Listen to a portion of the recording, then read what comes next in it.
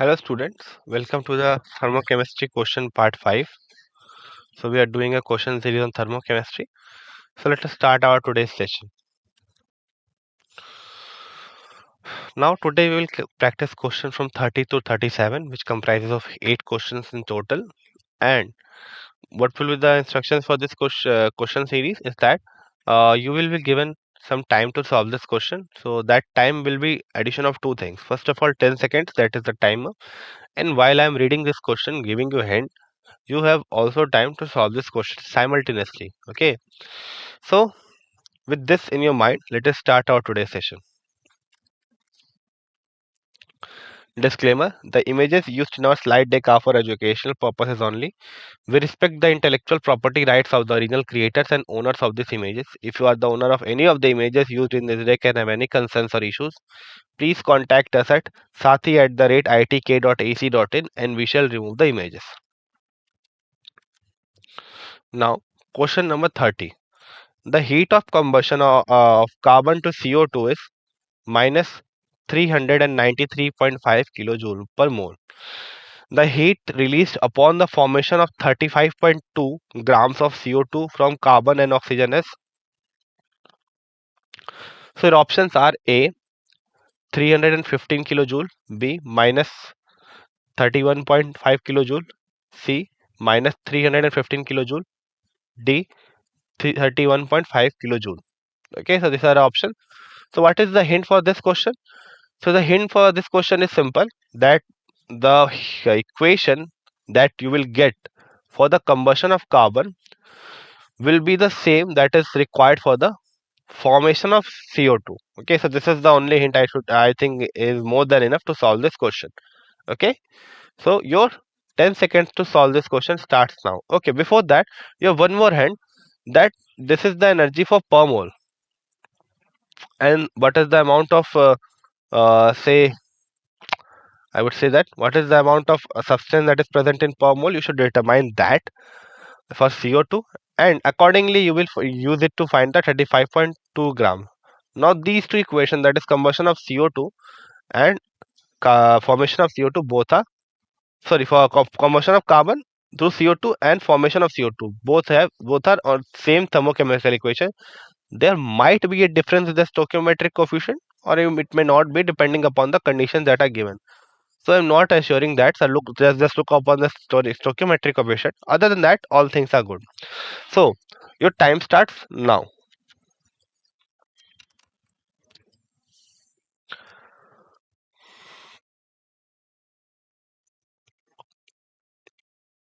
So I hope you have solved it or you have approached it. Then also it is good. If you have a right approach, then you can solve this question. So just match your approach with my approach, and then you will gain confidence for this question. So let us see the solution. So the question was saying that you are combusting carbon with in the presence of oxygen and you're getting CO2. Okay, and in that process in that process 393.5 kilojoule of kilojoule of energy released.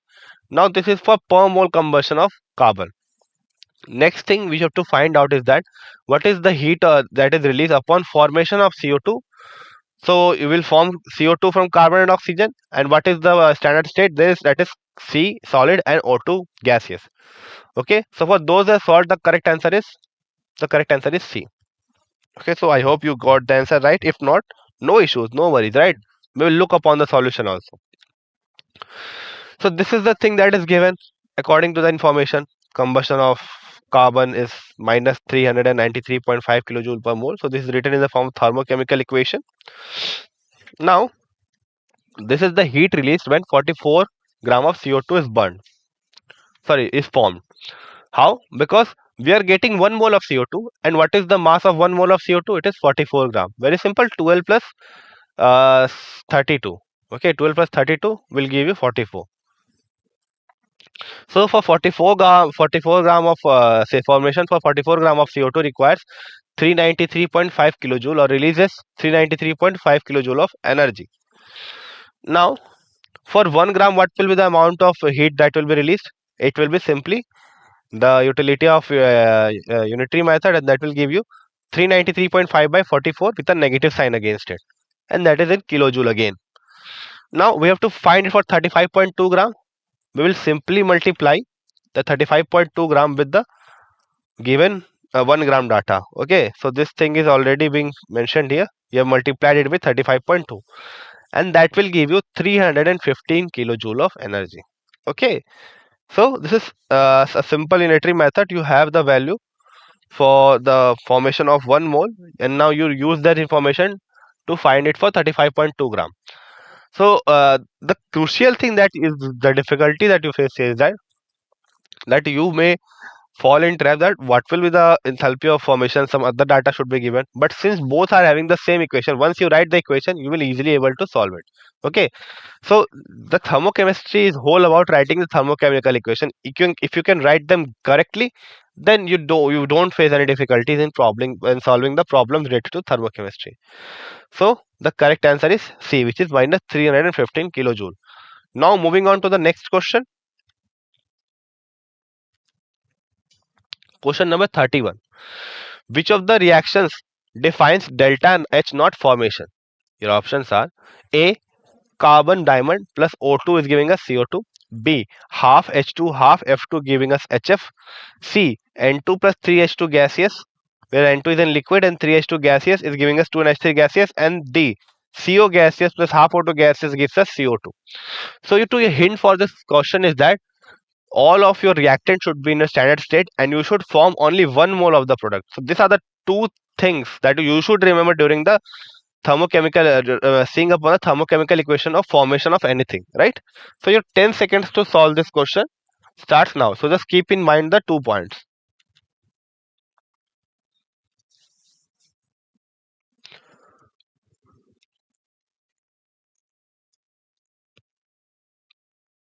I hope you have solved this question. Very easy question. 10 seconds is more than enough to solve this one. Now let us look at the solution. So this was your question, right? The correct answer is B. For those who have solved, the correct answer is B. Now the definition is written that the standard heat of formation is what? It is the amount of heat that is released. So this is the standard heat of formation is the amount of released or absorbed when 1 gram mole of a substance is formed. For the formation of the say for a compound, the constituent element should be in elemental form. Therefore, HF is your correct answer. Just go back and look at the options. You will easily find that the reactants are not in the standard state. And in this problem, one point is missed, and that thing can be asked. Okay, so that is very important. Is that your standard enthalpy of formation with the thermochemical equation for the standard enthalpy of formation must be forming 1 mole of the required compound. Okay, then and then only your equation is absolutely correct, or else it is wrong. Okay, very clear line is there. Now with this we have solved this question number 31, whose correct answer is B. Now moving on to the next question. Question number 32.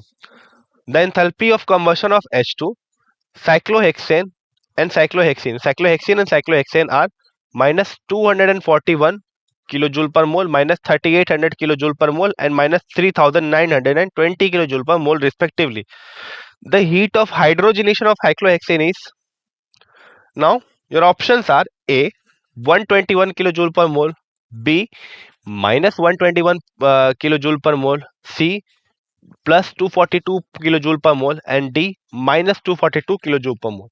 So what will be the hint of this question? So again, very simple. You should know first of all the hydrogenation equation, the thermochemical equation for hydrogenation, and second thing you should know the combustion of each of these. So H2 combustion will give you H2O, cyclohexene will give you CO2 H2O, cyclohexane will also give you CO2 CO2 H2O. So with this in your mind, all this information in your mind, you have 10 seconds to solve this question. Your time starts now.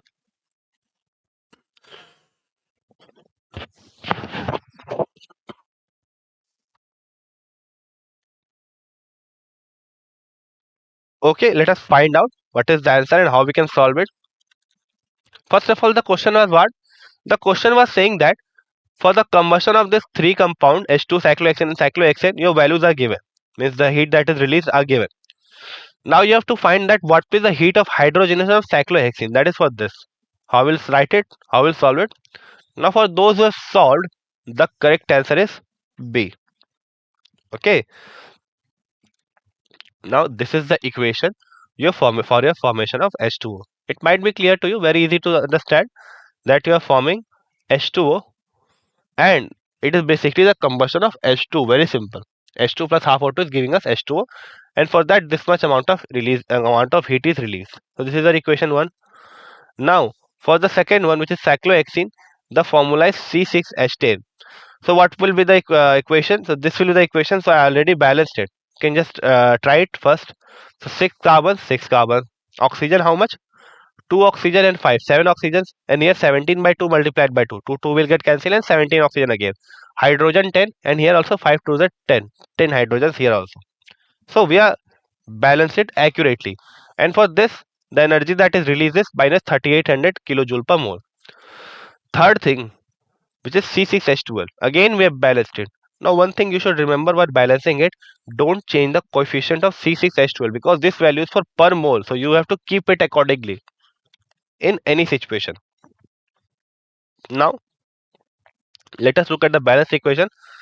6 carbons, 6 carbons, 18 oxygens. So 6 to the 12 plus 6, 18 oxygens.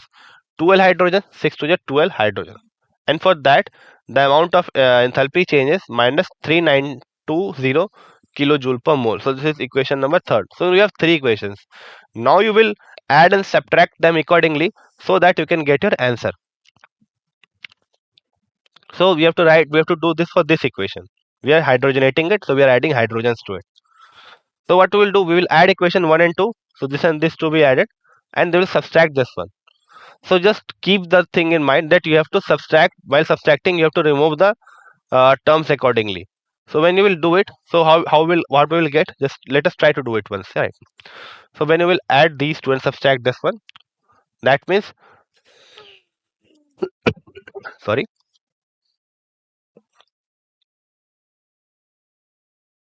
So that means your product will go to the reactant, and reactant will go to the product because we are subtracting these three. Equation number 3. Now we have C6H12 on this side and C6H10 from this side. No issues. What about H2O? So 5 H2Os here and 1 H2O here. Okay, where in this case H2 will go on that side. Therefore, this and this thing will get cancelled out. Okay, when you will add these two, you will get 18 by 2, that is 9, and here also we have 9. So this thing, and this thing will get cancelled out, and we have H2 simply H2 here. Okay, very easy to solve. Just get to the calculation one more time. You will be also a good one to solve this. Okay, you will also get good in solving this type of questions. Now we will do the same things with the question or with the enthalpies also, because our main focus is on the enthalpy. So adding these two, that is minus 241 and minus 3800, and then subtract it from the third one, that is minus of negative 3920. So that will give you 121 kilojoule per mole as your correct answer. Clear? So in this way, you will solve this question number 32. Okay, very easy to solve. Just write the thermochemical equation first of all. Okay, first step. Then write the final equation that you want to get. Then add these three equations or four equations or two equations accordingly so that you can get your final equation correctly. Now during the addition or during the addition or subtraction or multiplication by any coefficient, remember that your enthalpy will undergo the same change without any confusion. If you don't do so, you will surely make mistake. Okay, because this is very important, right? Doing the same thing with the enthalpy. For multiplying, suppose you have multiplied this by 2, then your enthalpy will also become twice of the given value, because enthalpy is what an extensive property. Clear? Anyways, so in this way you will solve this one. So moving on to the next question. Question number 33. Question number 33 says that the enthalpy change for the process are listed below. Cl2 gaseous is giving us 2Cl gaseous, in which 242.3 kilojoule mole per mole energy is released. I2 gaseous is turning to 2I gaseous, in which 151.0 kilojoule of energy is released for 1 mole. ICl plus I2 plus I gaseous plus Cl will give you 211.3 kilojoule per mole. So again, this is for given per mole. This is for given for per mole. And I2 gas is given, solid is going to I2 gaseous. So for that 62.76 kilojoule, 62.76 kilojoule of energy is released for per mole. Now Given that the standard state of iodine and chlorine is I2 solid and Cl2 gaseous, the standard enthalpy of formation of ICl is. Your options are A minus 14.6 kilojoule per mole, B minus 16.8 kilojoule per mole, C plus 16.8 kilojoule per mole, and D 244.8 kilojoule per mole. So you have 10 seconds to solve this question. So before that, let me give you a hint. So what you have to find the enthalpy of formation of ICl. So from where you will find it? You will find it from the standard elemental form, which is I2 plus Cl2. Now balance that equation, right? Don't forget to balance it. So I2 plus Cl2 will give you ICl. Now the final equation you have, the means the helping equations are also there. Just add them, do the necessary calculation, and do it rightfully with respect to the enthalpy also. So that you can get the final equation correctly. So your 10 seconds to solve this question starts now.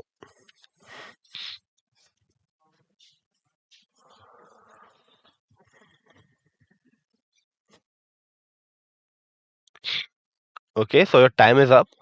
So let us see how you can solve it. First of all, the question was given that you have two to three things are given, which is your dissociation energy of Cl2, of I2, and for ICl also. And what was also given? This is for the sublimation of I2. So all these things are given. Now you have to use this equation accordingly so that you can get the thermochemical equation for formation of ICl, which is getting formed from I2 solid and Cl2 gaseous, as these two are the standard state of the two elements. Clear? Now for those who have solved the question, the correct answer is C. Okay, just match your answer. If you have not solved it, just match your approach that you are doing it rightly or not. So let us see the approach. So this is the final equation, required equation that we have. Okay, no issues with that. I2 half I2 plus half Cl2 is giving us ICl gaseous. Okay. Now next thing. So what we have done, we have directly used the enthalpies. We have directly operated upon enthalpies. Now your work is to do the same thing with the thermochemical equation and see whether your final equation is coming or not. So that will help in two things. First of all, confirming the answer, and second thing, help you to get handy with this thermochemical equation addition and subtraction. Okay. So next is that we are putting the values accordingly. So see, I have put 62.76. So this is for dissociation. This is also for dissociation. No, this is not for dissociation. This is for sublimation. This is for dissociation, and this is also for dissociation. And for delta H for ICl is also given. Clear? Now putting all these equations, you will get your final answer as 16.8 kilojoule per mole. Again, we are forming 1 mole. So don't forget to write the unit accordingly. It is a very good habit to write the unit, right? So if you are writing the units right, you are doing a very good part of numerical, and you're solving it mostly. You're confirming your answer also at the same time. Okay. Now moving on to further question. Question number 34. On burning 4 gram of iron to ferric oxide at constant pressure, the heat evolved is minus 29.28 kilojoule, 29.28 kilojoule. The enthalpy of formation of ferric oxide is, the atomic weight of iron is given 56, and the options are enthalpy of formation options are 81.98 kilojoule per mole, B minus 81.98 kilojoule per mole, C plus 819.8 kilojoule per mole, and D minus 819.8 kilojoule per mole. So what are the things that are given? So we are giving the burning of iron, that is given for 4 grams at constant pressure. Remember this thing, constant pressure. So this is your QP is given. Okay, it should strike your mind with this term only. And you have to find the enthalpy of formation. Enthalpy you have to find for the formation of ferric oxide. So you have 10 seconds to solve this question. Your time starts now.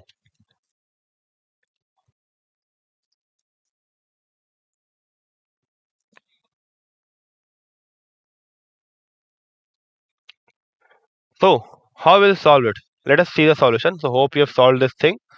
Okay, so let us see the solution.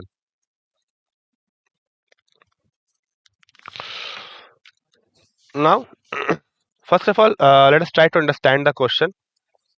The question is saying that you have 4 gram of iron, and to convert 4 gram of iron to ferric oxide, you are requiring this much amount of heat. This much amount of heat is evolved, and the thing is going at constant pressure. That means your heat evolved is nothing but an enthalpy, because QP is equals to HP, H delta H. That is enthalpy change. Next thing, you have to find the enthalpy of formation of ferric oxide. The ferric oxide will form from where? So it will be formed from your, say, standard state elements. So that is the thing. But the problem here is that you are given for 4 grams of iron, and for having the correct thing, you should be converting this into for per mole, the enthalpy for per mole. Okay. So let us see how we can solve it. For those who have solved, the correct answer is D. Now, this is the formation of Fe2O3. We are taking 2 Fe, 3O2, Fe2O3. Now, moles of Fe is how much? 4 by 56. That is 1 by 14, because 4 grams are given. Moles of Fe2O3 will be what? So since 1 by 14 is there, so accordingly 1 by 28 mole will be formed. Clear? Okay. Now heat release is minus 29.28 kilojoule per mole in this thing. Now you have to find delta H naught formation for Fe2O3. So this is the equation. The equation is good, but the balancing is not good. Okay. Sorry, the balancing also good. Why? Because we are forming here 1 mole of Fe2O3, and that thing is good. So for 1 by 14 mole, we have 29.28 kilojoule of heat is required, is released. Now you have to see that what is the thing for Fe2O3 formation. Okay, what is the enthalpy change for Fe2O3 formation, and that's also for 1 mole. Clear? So from here we can see that if 1 by 28 moles is formed, this much is released. So if 1 mole will form, that will be 1 by 28 of this. So that thing is written minus 29.28 by 1 by 28, and it will go on the upside, and that will give you minus 819.84 kilojoule per mole. Simple, right? Very easy to solve. Simple unitary method. So the thing you should remember is that what is the thermochemical equation for the say combustion of iron, and what is the thermochemical equation for the formation of Fe2O3. If you are good to go with that, you can easily solve this question. Okay, so with that, your correct answer is D. Now moving on to the next question. Next question, question number 35. Question number 35 says that a cooking gas cylinder is assumed to contain 11.2 kg isobutane. The combustion of isobutane is given by C4H10 plus 13 by O2, 13 by 2 O2 gaseous is giving us 4 CO2 gaseous plus 5 H2O. And for that, delta H is minus 265 8 kilojoule. Okay. If a family needs 15,000 kilojoule of energy per day for cooking, how long would the cylinder last? Now, assuming that 30% of the gas is wasted due to incomplete combustion, what is the thing? That is, options are A 34 days, B 30 days, C 31 days, and D 24 days.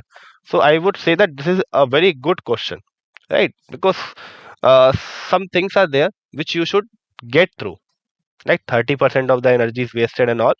If you are good to go with that, get good to go with multiple datas, you will easily solve this question. Now, it is also being written here that your whole cylinder is having 11.2 kgs of this butane. So you will find the number of mole accordingly. Now you have energy for per mole, you will do it accordingly. Now you have to see that if 15,000 is assumed per day, so what is the amount of say what is the amount of days, or what is the number of days, not amount, what is the number of days it will run through. And you should also keep in mind that 30% wasted. So I think you just try to solve it step by step, you will easily get this thing. So your 10 seconds to solve this question starts now.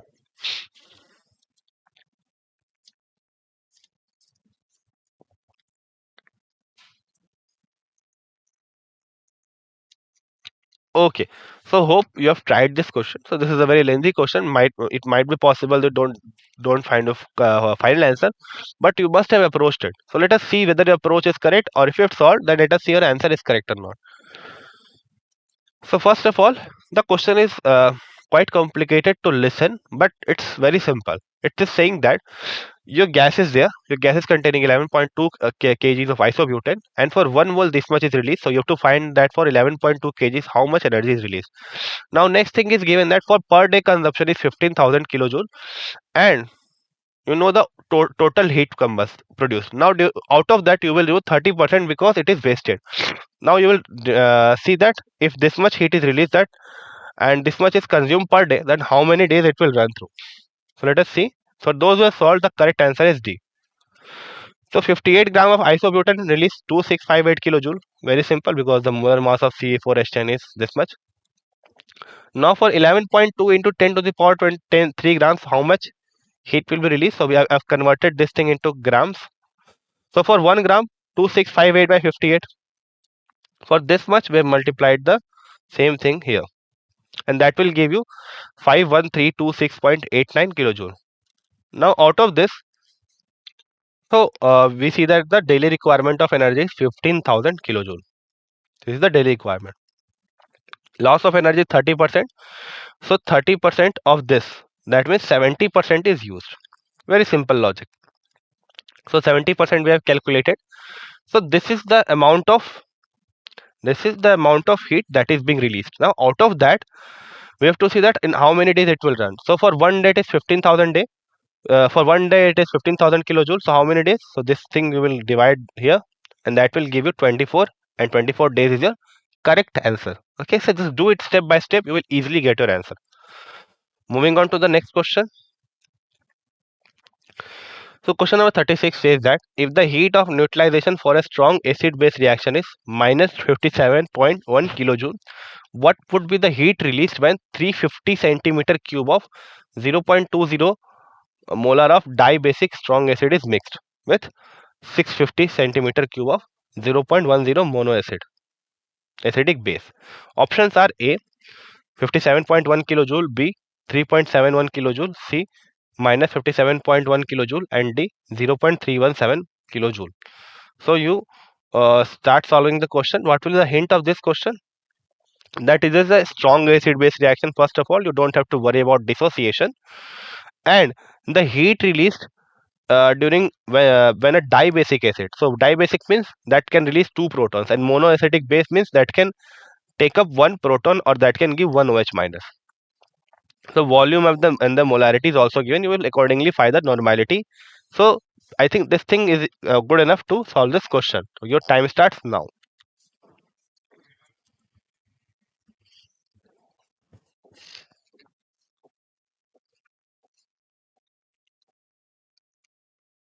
So let us see what is the solution.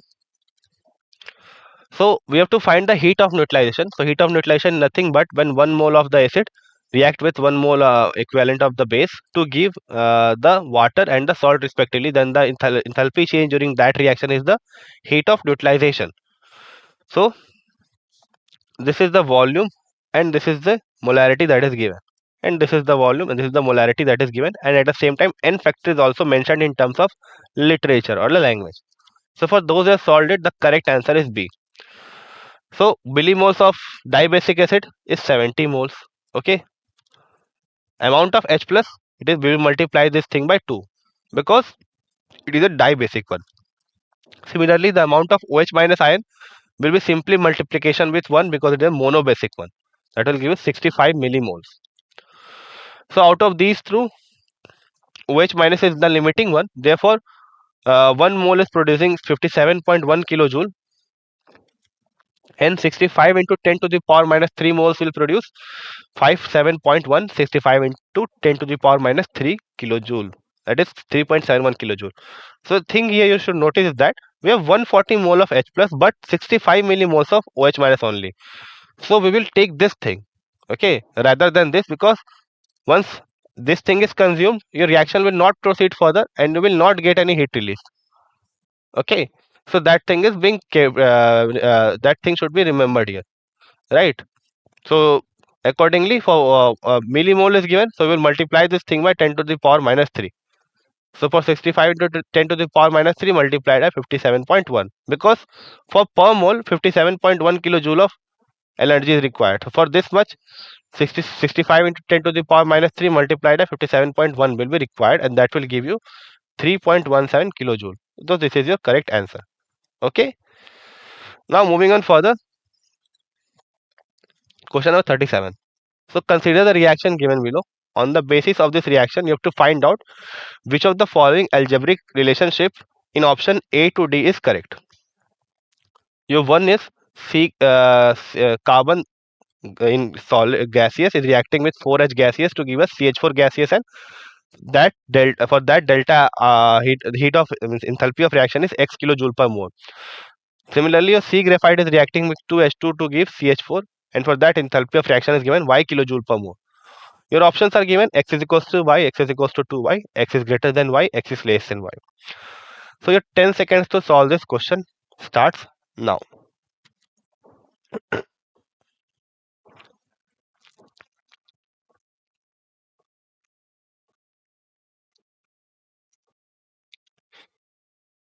So for those who have solved, the correct answer is C. Now same bonds are formed in 1 and 2, but no bonds are broken in 1 and 2. Okay, in 1.